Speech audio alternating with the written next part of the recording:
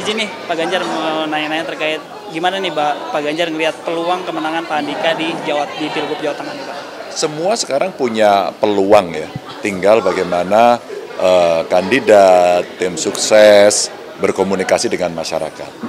Pasti ada yang sifatnya spesial, yang sifatnya khusus. Maka kenapa hari ini ada pelatihan sampai batch yang kelima, menurut saya kita sedang mempersiapkan itu semua. Kita tahu kelebihan masing-masing, kita tahu kekurangan masing-masing. Lebihnya nggak usah dihitung, nah kurangnya mesti ditambah. Saya kira kita butuh kerja ekstra setelah melihat pengalaman Pilek-Pilpres kemarin. Apakah ada strategi untuk memenangkan di Pilgub Jawa Tengah? Ada strateginya, pasti tidak kita omongkan, nanti ketahuan. Tapi yang bisa dilihat oleh publik, mengkonsolidasikan kembali kekuatan partai seperti pelatihan hari ini. Dan mereka diberikan analisis yang jauh lebih lengkap, tidak hanya dari internal partai, tapi juga dari para profesional, umpama bagaimana membaca peta, membaca data, antisipasi terhadap potensi-potensi yang kemarin sempat terjadi.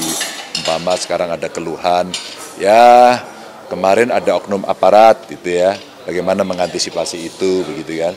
Awas, hati-hati teknis pemilu, penghitungan, menghitung C1, mengawasi C1 sampai penghitungan di tingkat KPU.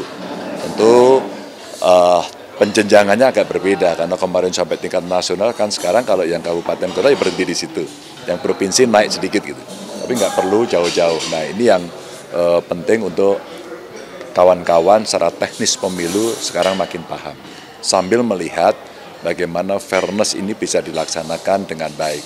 Tentu kita sendiri juga mengingatkan, kalau kita ingin pemilunya baik, kita juga harus mendukung kebaikan, jangan kita berkontribusi pada keburukan.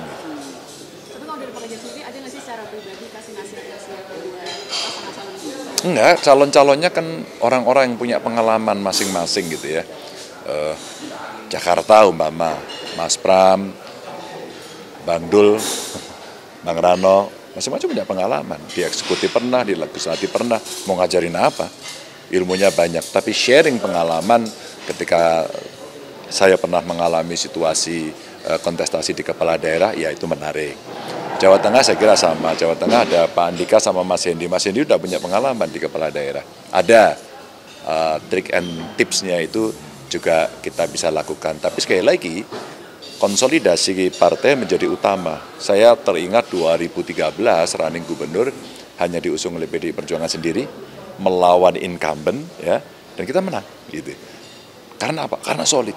Karena apa? Karena lapangannya terbuka demikian fair. Karena apa? Karena debat dilihat oleh TV, dilihat oleh media, dan semuanya akhirnya menilai konten dari perdebatan. Ya orang sebut program visi misi gitu. Itu dinilai. Mudah-mudahan besok terjadi. Saya kualitas demokrasinya terjaga. Ya insya Allah kita berikhtiar ya. Kita tidak bisa mendahului yang kuasa gitu.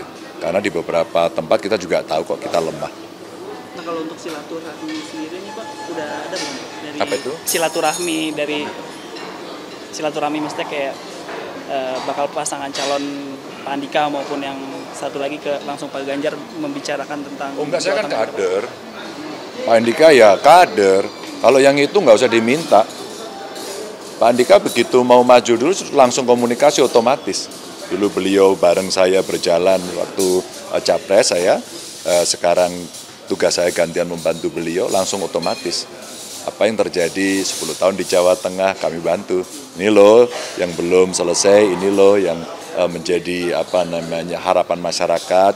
Saya titip yang overall sama adalah satu, jaga integritas, tidak korupsi. Kalau nilai itu dipegang, kejujuran itu dipegang, yang lainnya gampang. Udah pasti itu. Jadi kalau Pak Andika sendiri ada rencana pertemuan dengan Mas Ganjar misalnya sebagai mantan gubernur Jawa Tengah gitu? Sampai hari ini enggak, belum. Oke, ya. Selain dong Pak, kan ini katanya Bu Mega mau bertemu Prabowo, itu Saya belum tahu ya jadwalnya. Tapi kalau bertemu baik saja sih. Saya kira Bu Mega dengan Pak Prabowo kan punya hubungan, pernah berpasangan, pernah berkomunikasi, dan saya kira di antara beliau-beliau pasti bisa berkomunikasi. Untuk kebaikan bangsa dan negara saya kira baik. Dalam posisi yang kemarin kita berbeda, dan kita berdiskusi bersama untuk kepentingan bangsa negara, saya kira itu jauh lebih baik. Maka saling memberikan masukan atau membuat rambu-rambu bersama sebelum pelantikan, menurut saya itu baik. Di internal partai sendiri sudah ada obrolan itu, Mas? Kenapa? Di internal partai sendiri. Udah berkali-kali kan, Detik juga sudah muat berkali-kali juga. Tapi itu sejauh mana tuh obrolan itu? Jauh banget sih. Ya. Itu merupakan salah satu sinyal PDIP untuk bergabung ke pemerintah selanjutnya. Kalau bergabung kan kemarin Rakernas sudah memutuskan diserahkan pada Ketua Umum dan kemungkinan akan diputuskan dalam Kongres gitu. Jadi steppingnya begitu. Kalau komunikasilah.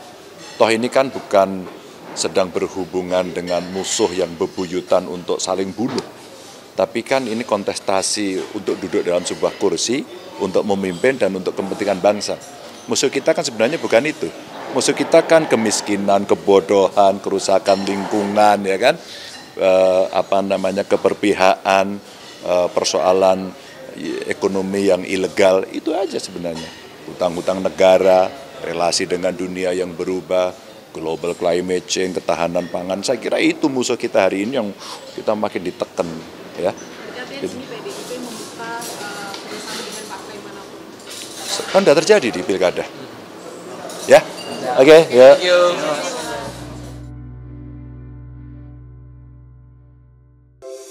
Di antara banyak sumber informasi, kami layak dipercaya. Karena kami menggali lebih dalam, berpihak pada kebenaran, berpegang pada data dan fakta, agar layak Anda jadikan referensi. Kompas TV, independen, terpercaya.